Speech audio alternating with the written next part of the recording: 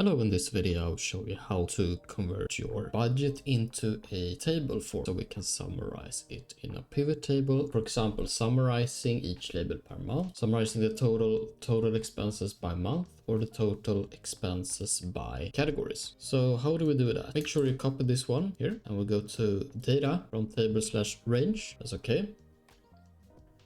Okay, so here we get our table here.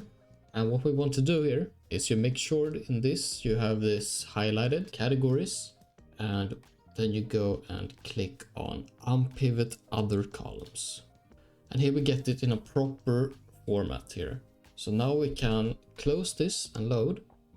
Okay, then we can convert this table into a pivot table. So let's insert in a new worksheet here. And then we can enter our categories and values. And as you can see, we can change our label names because they're a bit confusing here. So let's go to our table here, change to, here's the categories and here's the month.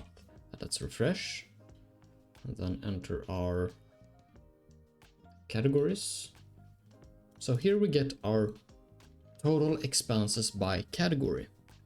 So let's do the monthly here, monthly expenses here. Let's change it to a month and then sort it.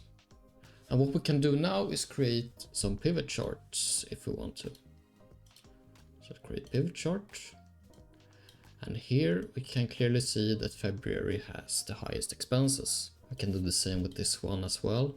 See that the house clearly has the highest expenses here. Okay, so this is how you can convert your budgets into a proper table format and then summarizing them in pivot tables and then create some charts. Don't forget to like, comment and subscribe for more. Thanks.